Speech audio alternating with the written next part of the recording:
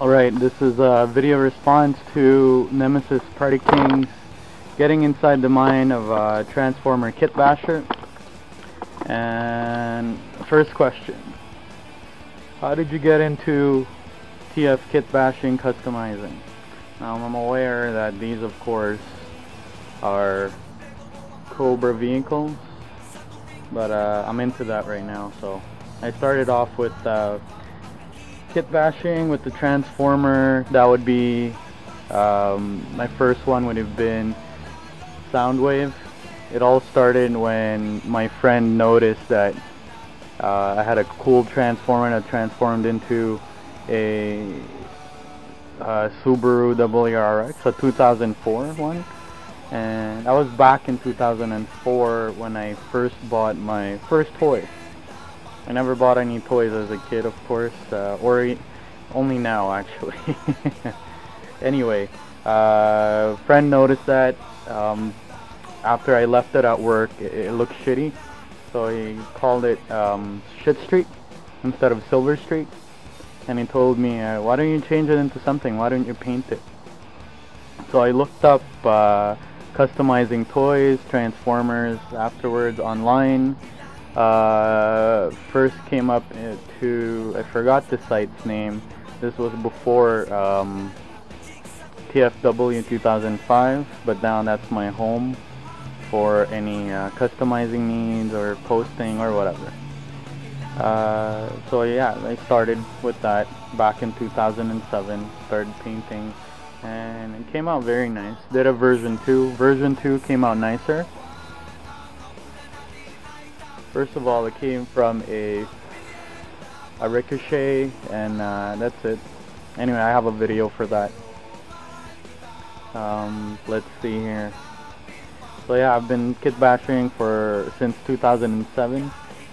So that's 2 years. That answers the question, how long you've been kit bashing. But I did kit bash when I was a kid, swapping parts and everything. With my toys, even created a mock-up helicopter for Ghostbusters out of, I forgot what toy that was. Was probably maybe 10 or 11, I forgot, or maybe younger. But only started seriously kit bashing since 2007. And let's see here. What is the one line you enjoy working with the most? That would be the alternators line. One thing is that I like toys that are kind of realistic, miniature versions of cars, planes, as you can see here. And alternators line was really cool because it had realistic features, very posable, which surprised me because like I said, it's been a while since I had a toy or bought a toy before the alternators line, so that was the first toy I had bought. Let's see here, moving on. Where do your ideas come from? Well, the ideas, first things foremost, comes from me, and then the other kit bashers, customizers out there.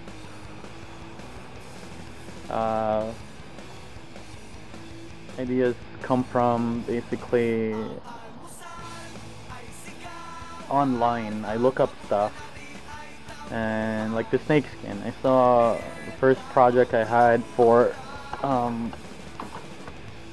customizing a Joe vehicle was that.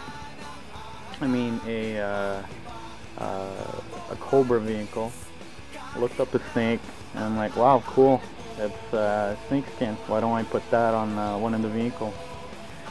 And I didn't even know that on the Joe scene they already did that, but in my head I wanted to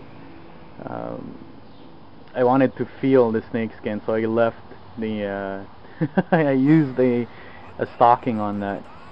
Anyway, moving on.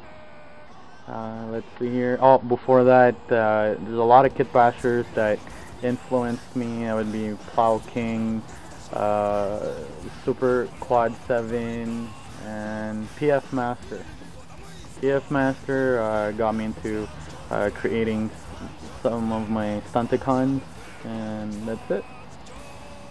And let's see here. What is the mold you cannot stand working with? I haven't really painted anything other than the Joes, True Heroes like these, and alternators. I once delved with the Classics line and found out that the Classics line had parts that were tight fit and it scratched the paint, so that was the first and last one that I did. And in your own opinion, what is your favorite best kit bash? My favorite kit bash, well, these ones, and then there would be Soundwave. But other people's kit bash would be, the best ones would be a Plow King's Plow King. My God, that thing is so customized. It's to his own image and all. He's doing he did a version 1, version 2, now he's moving on to version 3. Another person would be he's from where I am, Pizzavit. That's how you pronounce his name. It's French. It means small and fast. He did what do you call that? He did Devastator. Now that thing is huge. It's humongous. I wish I could make one, but I don't have the toys for that. One big influence to me would have been, well, sorry, the best custom that I've ever saw was TF Master's Menasor. Alternator is about this big around. Imagine that as a Menasor. It's huge, and his work is just phenomenal.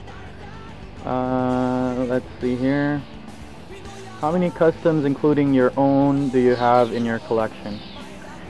Well, I don't really buy other people's work, mainly because I see customizing as basically your ideas, you know, and customizing is just to let your ideas out, and buying someone else's is deviating from that. And but I do have one. It was for a good cause, and that's the reason why I bought it. Plus, I did love the look of it. It's Transtorcher's Zombie Silver Streak, and that thing's amazing. It's actually my centerpiece in my alternator collection. And let's see here. What is a one tool item supply you would advise other kit bashers to stay away from? I think that would be oil paint. Painting with oil. The first time I painted, it was with oil. I knew it was durable and everything, but and I thought I could do it. But oil paint, it's hard to clean up and everything. Things around you get paint on it. Plus, it's hard to correct. Whenever you make a mistake on a toy, you can always correct it. But with a oil paint, it's very hard to correct, and it's thick. It's not as thin as the water-based one, so I wouldn't recommend those. Finally, what is your dream project?